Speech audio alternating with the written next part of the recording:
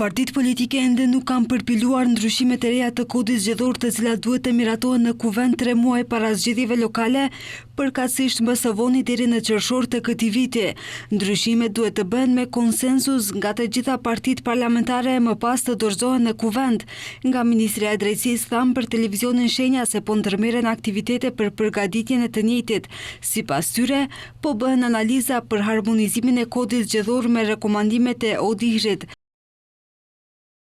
Megjithatë, duhet pasur parasysh se legjislacioni zgjedhor kërkon një konsensus të gjerë politik dhe kjo do të kërkojë një qasje konstruktive dhe mbështetje nga faktorët kryesor politik në vend. Fatkeqësisht, në ciklet e mëparshme zgjedhore, kjo ka rezultuar në mospërputhje mes draft versionit të ligjit të përgatitur me mbështetjen e ODIHR-it dhe kodit të miratuar nga kuvendi. Misioni i OSBE-s dhe ODIHR-it i cili vëzhgon zgjedhjet në vend, herën e fundit kishte kritika se kodi zgjedhor u ndryshua pak para zgjedhjeve përmes një procesi të përshpejtuar pa konsultim publik dhe në kundërshtim me standardet ndërkombëtare.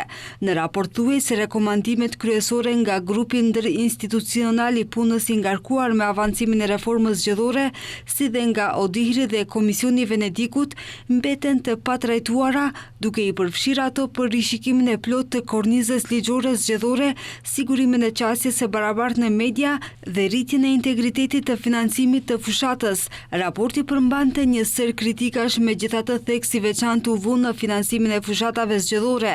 OSBE ODIHR rekomandoi që rregullorët për reklamat e paguara politike në media të rishikohen në mënyrë që të mundësohet qasje pa penguar në media në bazë të kritereve të arsyeshme dhe objektive dhe të shmanget një avantazh jo proporcional për partitë më të mëdha parlamentare.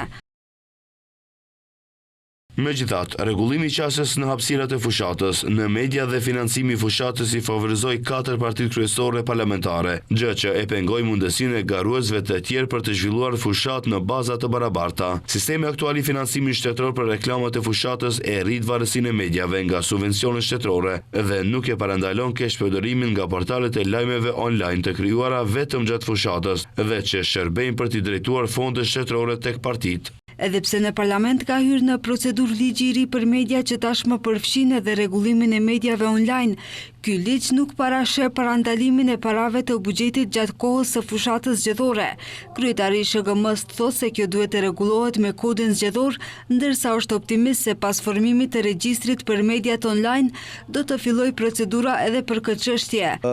Në këtë fazë nuk parashikohet kjo dhe ajo duhet të ndryshohet me ligj të ri, ndërsa ajo është kodi zgjedhor. Por logjika e parashikimit të çështjeve thotë se nëse veç më formohet një regjistër i tillë për media online, në periudhën e mëtejme do të fillojnë procedura edhe këtyre ndryshimeve, me të cilin do të ndryshohet kodi zgjedhor. Ndryshimet e fundit në kodin zgjedhor u bën para zgjedhjeve parlamentare dhe presidenciale të vitit të kaluar.